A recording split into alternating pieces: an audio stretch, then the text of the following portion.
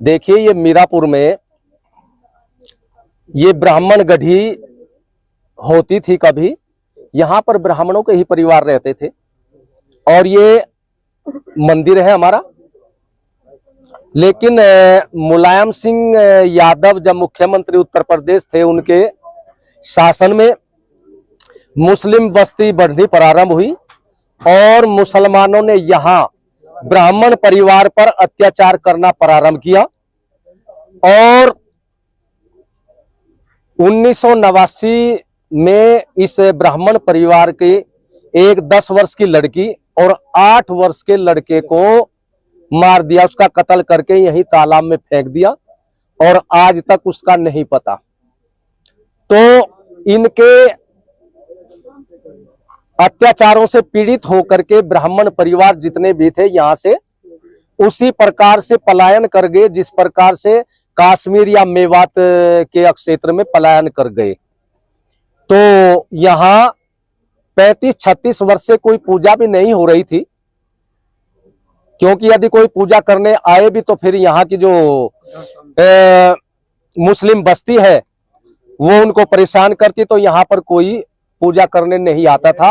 ये वीरान पड़ा हुआ था, हमें जानकारी हुई। और ये 600 वर्ष पुराना मराठा कालीन मंदिर है। तो हमने विचार किया कि इसको हम पुनः जागृत करें। तो आज हवन पूजन के माध्यम से मंदिर को जागृत किया है।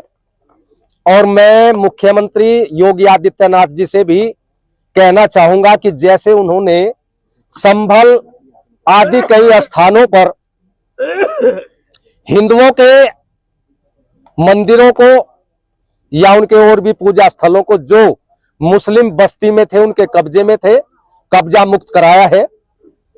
तो इस मंदिर के चारों तरफ जो ब्राह्मण परिवार की भूमि थी, झूठे मुकदमे, हाँ वो झूठे बैनामे करके उन पर कब्जा कर लिया कुछ ने, और कुछ ने मान लिया 100 गज जमीन का बैनामा कर किया, लेकिन जब कब्जा किया तो वहां 250-300 गज का बैनामा हो गया।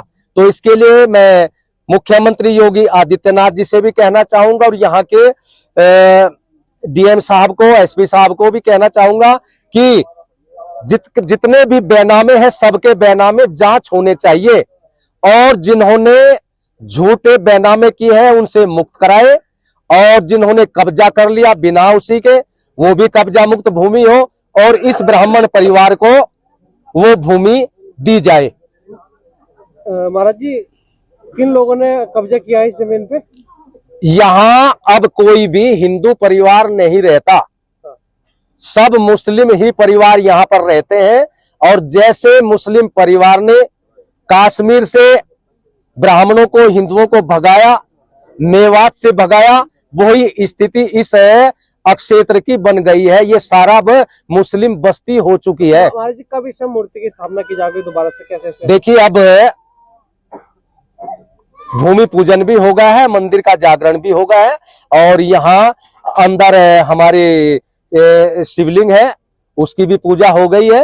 अब आगे भविष्य में क्या होगा वो तब बताया जाएगा। मंदिर का मामला ये है कि 35 साल पहले मेरे बहन भाई का मर्डर हुआ था। उस दौरान हम यहाँ से छोड़कर चले गए थे, क्योंकि मर्डर की वजह से मर्डर का खुलासा नहीं हुआ आज तक भी। और ये सारे परिवार में हम मतलब दुखी होकर यहाँ से, मजबूर होकर हमें यहाँ से जाना पड़ा। तो 35 साल बाद अब इसकी पूजा अर्चना नहीं होती थी मंदिर की। अब हमने महाराज जी से संपर्क करके आज इसकी पूजा अर्चना शुरू कराई है और महाराज जी से कहा है कि भाई सबकी जांच होनी चाहिए, तो मर्डर का खुलासा होना चाहिए कि मर्डर क्यों किया गया था, क्या पता इस जमीन को कब्जाने के लिए किया गया था या भय का माहौल बनाने के लिए किया गया था।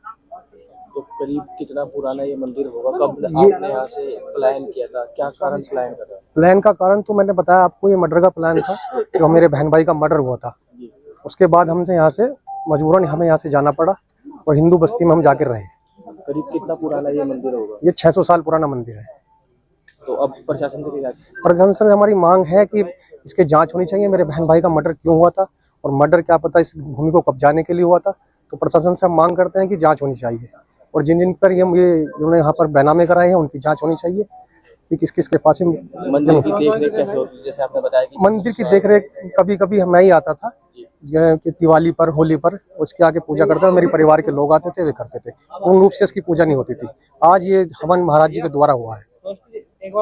आपो जो तेरा सो अमृतम ब्रह्म ओम याम मेधाम देवगणाः पितरस्य उपासते तयामः मध्य मेधायाग्ने मेधाविनं कुरु ओम विश्वानि देव सवितर्दुरितानि प्रासुते यद्भद्रं तन्नयासुते आदित्याय व्यानाय दान्यो मे ओम वैश्वर देवाय वाजते पे प्राणापान्यानि